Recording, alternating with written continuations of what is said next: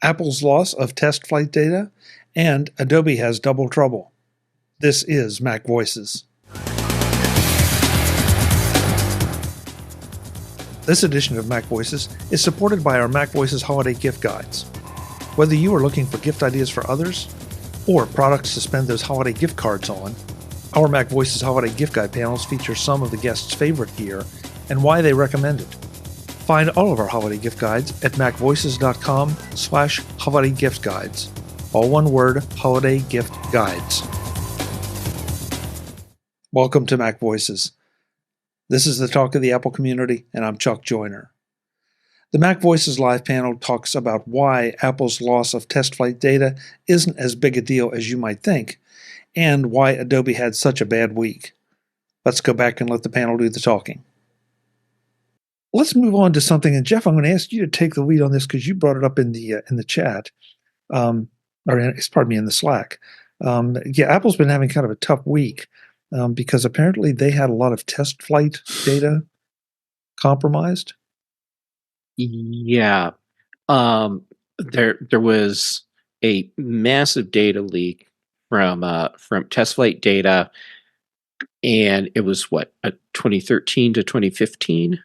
I believe was the range, and so this was on an Amazon S3 server, and I haven't seen anything yet. Doesn't mean it's not out there. I haven't seen anything yet that identified how the data was actually leaked.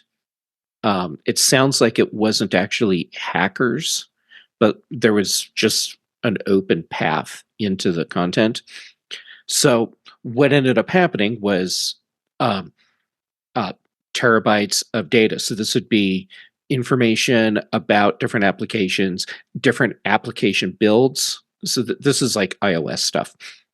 One of the things that people pointed out was that there were several Angry Birds games that had never been released, that there were builds in this data. So so there's a lot of information about developers. There's application code, and it doesn't look good. On the other hand, there are different groups that advocate for archiving old software that has been lost because it's just not on the App Store anymore. And they actually can now get at these old defunct apps and archive them. That's not meaning, hey, what are they going to do great with them? They can't run them anywhere. Well, I mean, I guess you could sideload them in through your developer account. But if it's apps from that era, they probably won't run on modern versions of iOS. Fair. So, but considering there's a big market out there for people that love vintage Macs, I'm assuming there's a market out there for people that love vintage iPhones and iPod Touches and iPads, and would love to be able to run vintage apps. Doesn't mean it's okay to take that stuff and just take it, but it's available now. That's way more difficult because iOS is so locked down. So Macs, you could run an old version of Mac OS and there's nothing Apple can do about it. But it's really difficult to run an old version of iOS. You can't install it on a newer system, or you can't install it, period. So right. I would think this would be, even if you had this software, there's nothing you could do with it. In fact, I would question, why on earth does Apple have TestFlight data from 8 to 10 years ago? That should just be gone. It's of no value to Apple. That's another big question. Yeah, that is a good question. But wasn't some of this, didn't I, or maybe I misunderstood it, but wasn't it being pulled down from the Internet Archive? That somehow it had gotten to the Internet Archive and then that's how it was being accessed? So, I mean, that's my interpretation was, and please somebody correct me if I'm wrong, my interpretation was somewhere a mistake had been made way back then when the focus wasn't quite on security and privacy the way it is now, that a mistake had been made. The Internet Archive is out there slurping up everything it find. It found that back door and slurped it up automatically, not maliciously, but automatically. And now someone has discovered it in the Internet Archive. I agree, but that still looks bad for Apple. Oh, absolutely. Absolutely. But sometimes, honestly, I think the Internet Archive is great, and it really does give us a look back into the way things were back then. But I've often wondered about the fact that they just went out wholesale and started downloading stuff and taking your site. There have been lawsuits about that over the years. That's what web crawlers do. Yeah, but to archive it the way they have, Jim, so that it's accessible to everyone? Well, so, Apple apparently had some goof that web crawlers were able to crawl it. I'm reading the story, and it looks like that's what it's saying. So, maybe it was crawled years ago.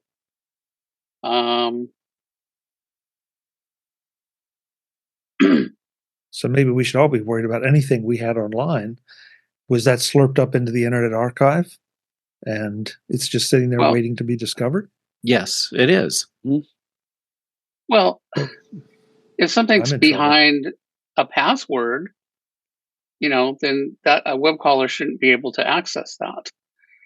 It shouldn't, but there are a lot of sites that are configured very poorly, where there's a password to get a content, but if you know the URL, you can just go to the content without hitting the web page where you have to put a password in. Right. And so that's ultimately crawlable. Well, so if something's on a web page, you should probably be concerned. But that's not new. Brian, things in your house, somebody can break in your house. Yeah, that's a little bit different though. If they break in my house, if they break in my house, they broke in my house. If I left the door open, then did they really break in my house? How many people are super careful about what they throw in their trash? And people can pick stuff out of your trash. Yeah, I'm somewhat careful too, but a lot of people aren't. Yeah. And I'll bet most of us here are careful about what we put online. But we're talking here about sensitive developer data that should have been better protected than it was. It's not clear to me, how sensitive is, if it's just TestFlight builds, is that, how sensitive is that? If it's something you're planning to make a lot of money on, it's pretty sensitive. From 10 years ago? That's the thing. If it was, if they got it from 10 years ago, it would have been current at that time. We don't know when this was scraped. Well, and again, what are you going to do with it? You can scrape it. You can't, it's very difficult to, sideload things. It's just like people that jailbreak their phone and then, steal apps. That's basically what this would be doing. And, that's the only way this would be useful is on a jailbroken device. So, not that I think this is great, but I don't think it's a huge disaster for anybody. It's sort of a wake up call that everybody be more careful. I agree with Ben. And I hear what you're saying, Jim. I agree with Ben. It does not look good. The company that is fighting the beeper issue and is fighting so many so many things as from a privacy standpoint. But I also 10 years ago. On the other hand, maybe this is how the guy that wrote beeper did it. Maybe he found something from 10 years ago. I don't that was think a joke, so. guys. That was a joke.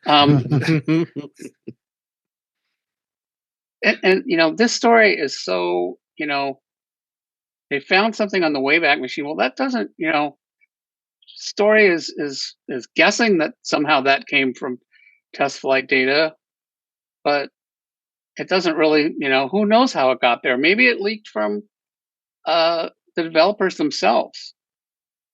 I don't see anything in this that proves that came from TestFlight.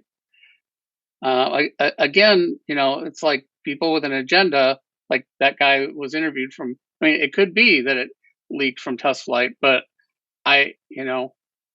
unfortunately, I feel like now anybody makes claims, you've got to, show me the money. And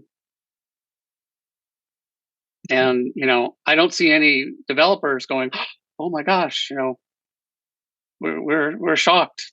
This is terrible." I wish I could find the comments that Steve Troughton Smith had about this, because he was offering up information that appeared or was not presented as speculation about where it came from. It was TestFlight, and now I can't find any of that stuff because apparently I should just go check the Wayback Machine. I would love to see what his comments were, because I would consider him to be a pretty reliable and knowledgeable source. If I find this stuff, I'll make sure to share it. Brian, you were sharing some things in our private chat that I think you have a good perspective on some of it. I was thinking when you were talking about the games and how there's a fairly large communities out there trying to preserve, especially in games, old software, that you can go back and play. I think, one, if it's out of, I guess, what would it be, trademark or copyright, or, if it's out of, license, then yeah, I mean, I guess that no longer hurts anybody. But otherwise, yeah, it definitely should be up to the developer if that's something that they want to do at a certain point in time, and have it preserved so others can play it, down the road. That's great. I appreciate when they do. I appreciate those options, but it's not my choice to have. Yeah. Dave, you're sitting up there awfully quiet tonight. You're in corporate IT, so I gotta believe you have some thoughts on this from that particular perspective. Yeah, it's really hard to say. I don't really have an opinion either way on this as far as how this came to be. So that's why I've been kind of quiet about it. Okay. Britt, you're searching about yourself?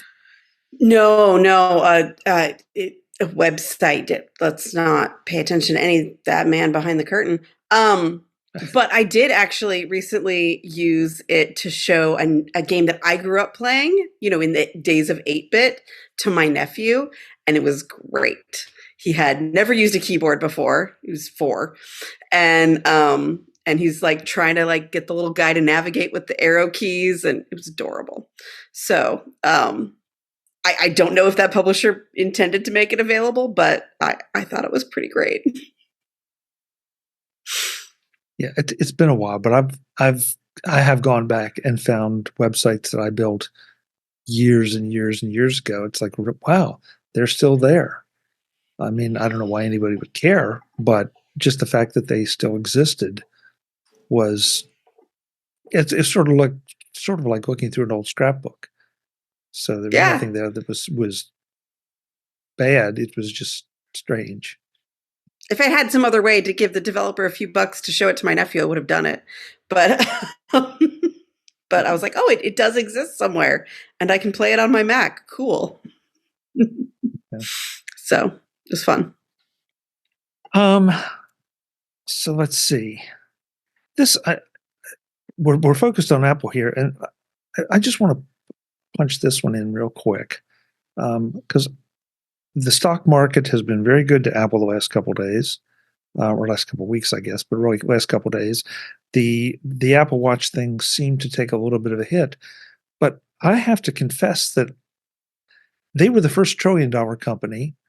There seems to be a little debate about this, the first $2 trillion company as to whether it was them or Aramco. But I didn't notice that they had crossed the $3 trillion mark. Mm-hmm. Yep. How did we not talk about this? Because Apple making all the money it happens so often, it's apparently not a thing anymore. 2 million, 3 million, 4 million. Trillion. No, trillion, Jim. Trillion. I'm sorry. With a T. Exactly. Millions, you billions, get your trillions. M's and T's mixed up? Yeah. I did. A million, 2 million was last minute. To be fair, how many people can actually really conceptualize and conceive what a trillion is? And we're talking 3 of those. It's the entire GDP of like 95% of the countries on this planet. Yeah, and even with that explanation, which I get, I still can't conceive something that big. Yeah. I mean, I was just a little embarrassed because I own Apple stock, and so I do tend to pay attention to it. And it's like, how did I miss this? So just something I thought seemed appropriate to bring up around Christmas for no good reason. Webb in the chat room says the stock price does not affect much of anyone but the stockholders. Yeah, you're right, Webb. There's no question. And the 3.1 trillion or whatever doesn't affect anyone. But it's a benchmark. It's interesting to look at. And as Jeff said, staggering to contemplate. Well, Apple wasn't the only one that was having some trouble this week. Adobe's Figma deal has gone belly up, apparently due to regulatory pressures. And so it looks like they're walking away from it, and Figma gets to pick up $1 billion. That's B, Jim, billion. Dollars because of them walking away. I just got to say, I think this is the best MacVoices news day that doesn't involve a keynote. Yeah. It does. Yeah, Ben, go. Tech Krampus has been making his rounds this week. Well, it happened Thanksgiving week too. If you remember, there was all kind of stuff happening, and now we're heading into Christmas week, and it's happening again. Jeff, I have a question about this. Yeah, I want your take on this. Okay, so I'll throw out my question, and then I'll give you my take. My question is, how do they get the $1 billion from Adobe? Is it like, here's a check, here's a lump sum? Is it doled out over time? Is it some other form of compensation? I don't know how that works. So saying they get $1 billion sounds cool, but I don't know what that really means. So I think it's pennies. In pennies, yes, wheelbarrows full of pennies. It's actually untraceable bearer bonds located in Nakatomi Plaza. I hope they're not up on the top floors. Yeah, I thought it was just a bunch of perpetual licenses to Creative Cloud. Yeah, it could be. 4 of them. So Adobe not buying Figma, on one hand, great, because Figma gets to be Figma. On the other hand, I don't know if in the long run this is actually good for Figma. And the reason being is because and it relates to how did they get $1 billion? How is funding for Figma going to continue to work moving forward? They are now not really a company that angel investors, VCs, are going to have the same interest in that they had before.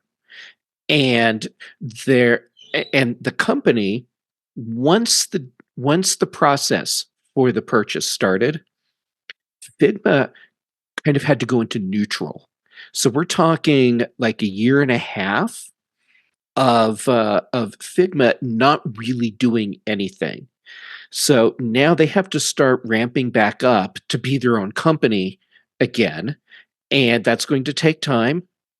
And there were a lot of promises that were made to the people that work at the company that can't be followed through on now. So there's a lot of people that were expecting to get a lot of money out of this, and they're not going to. How many of those people are bailing now or over the next few months? And so what kind of drain is Figma going to see on its intellectual resources? And then ultimately, since Adobe's not going to buy them, who is? Because that becomes like the end game for this company at some point. What happens to Figma in the end? Yeah, and not only that. Oh, go ahead, Dave.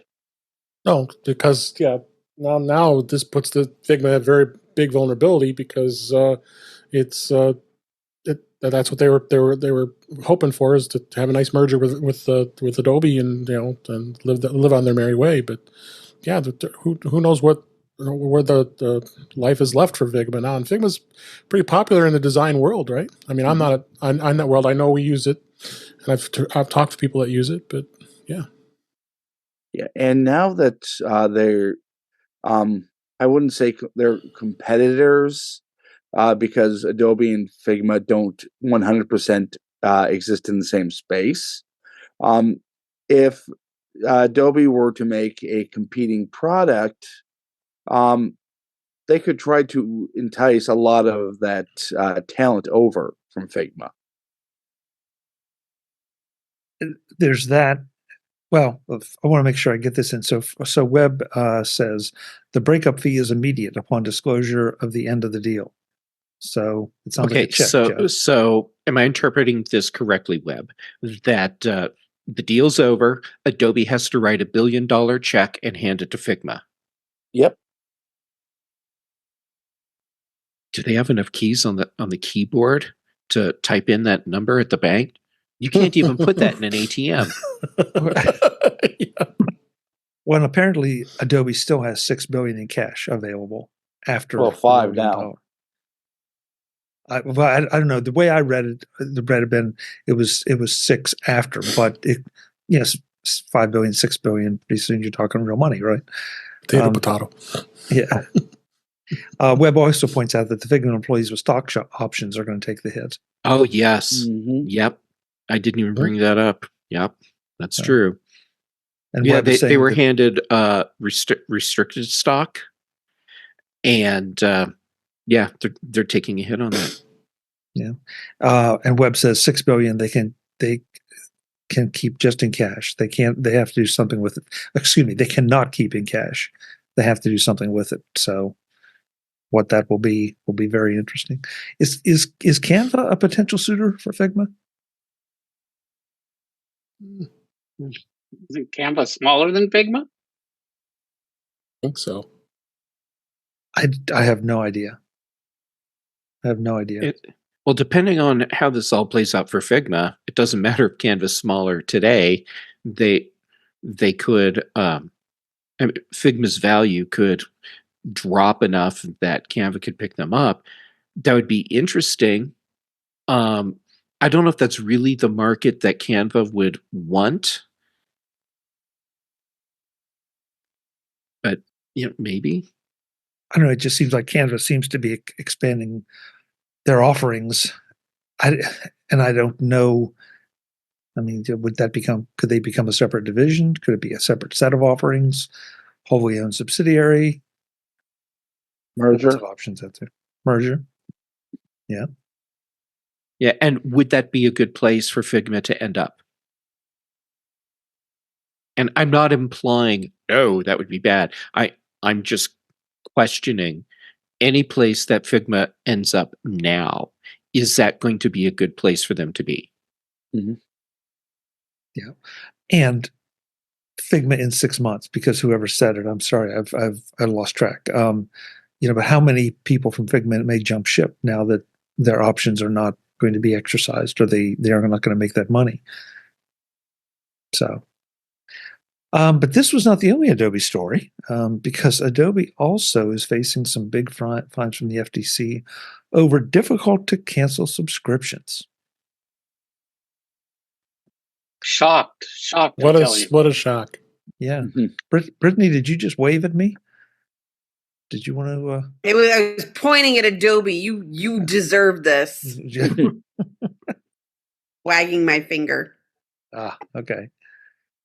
So, Dave, go ahead. It sounds like you're not dissatisfied with this idea. Yeah, I know. I mean, more so the fact that Adobe has had this reputation for years that their subscription model has just been very difficult to deal with, in the sense of, if you want to get out, they do everything they can to keep you in, and they charge a lot of money for that subscription. I tell you, and I just found that intriguing to see why is Adobe doing this. If a customer isn't happy with the product, then just let them cancel it. I mean, Apple isn't. If I'm not happy with my Apple One bundle, I mean, that's obviously a lot less cost there, but if Apple's going to let you cancel it, just go into your subscriptions, cancel it. Adobe should not be doing this.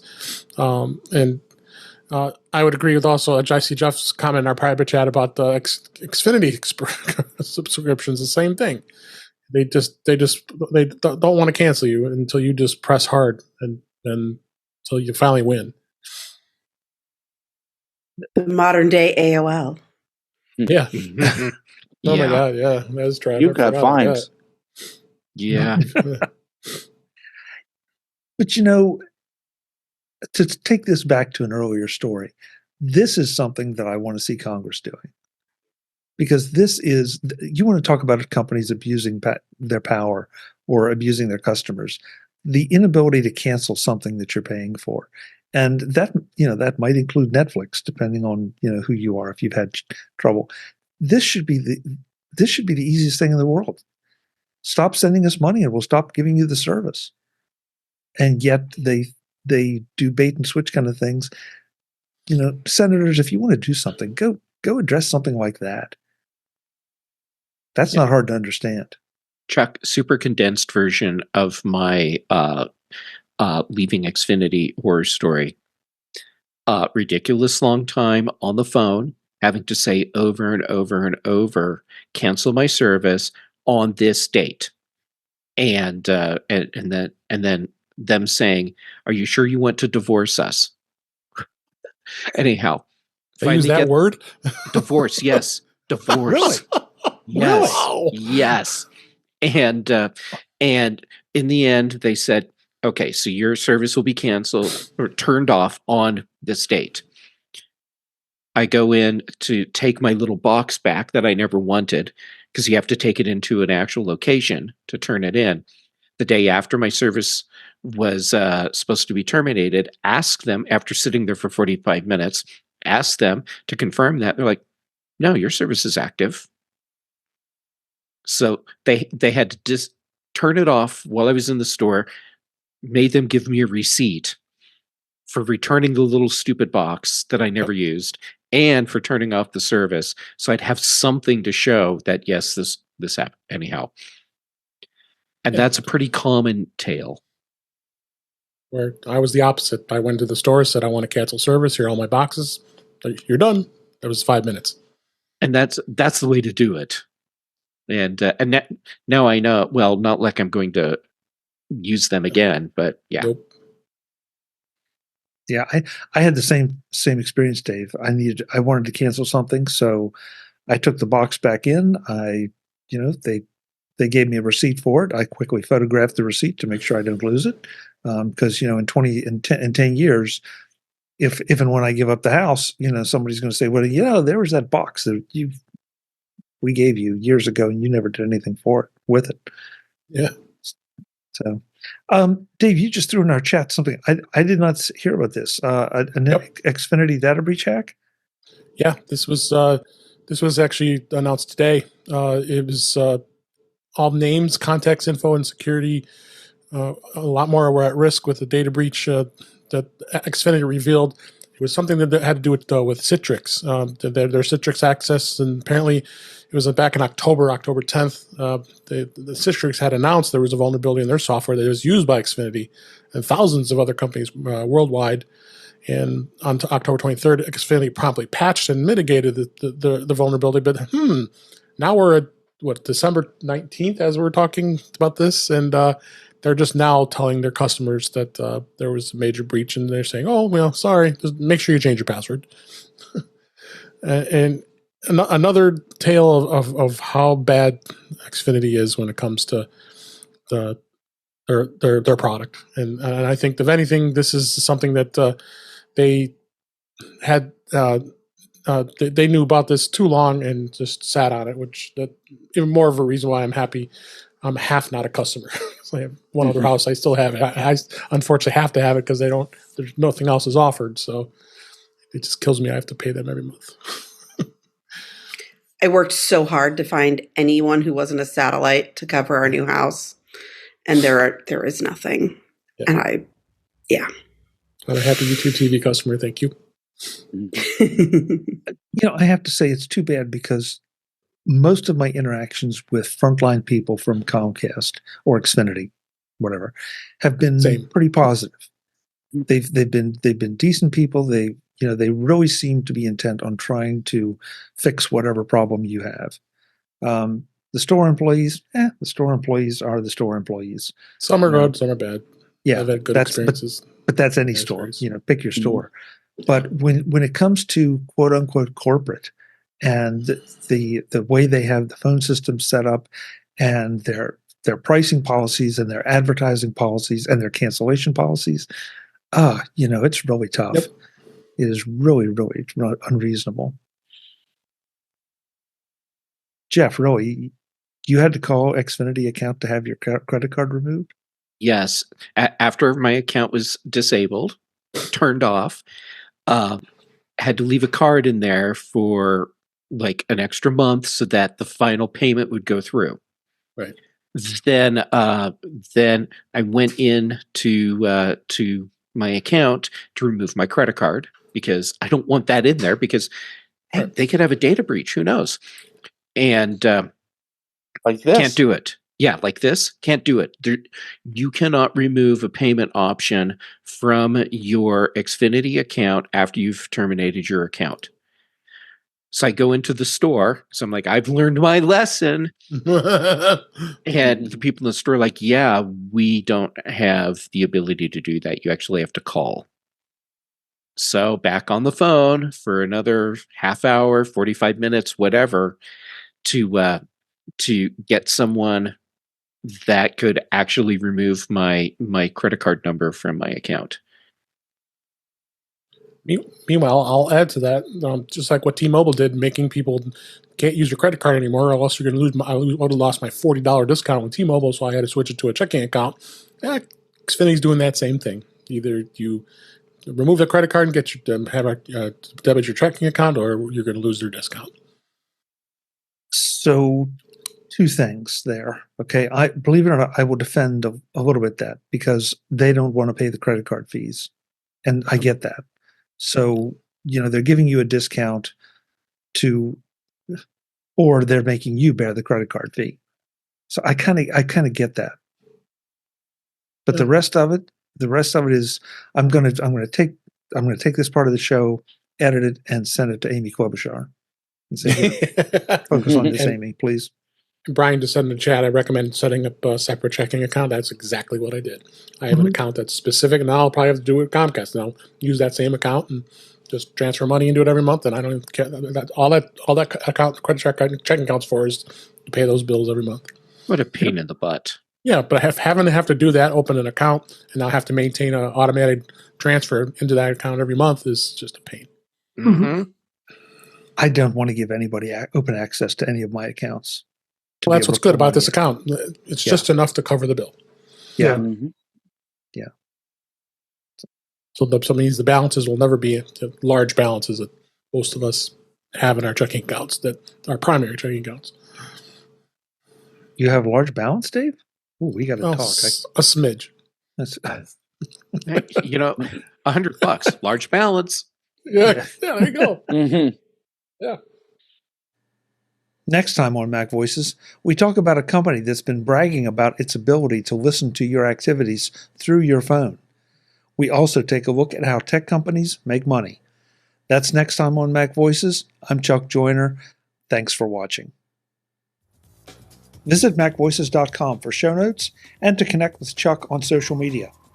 Get involved in our Facebook group or like our Facebook page, and get more out of your Apple tech with Mac Voices magazine, free on Flipboard and on the web. And if you find value in it all, consider supporting us through either our Patreon campaign at patreon.com/MacVoices or making a one-time donation via the PayPal link on our front page and in the show notes of each episode. You will join these fine people who help bring you Mac Voices each month. Advertising handled by Backbeat Media at backbeatmedia.com. Bandwidth provided by CashFly at cashfly.com.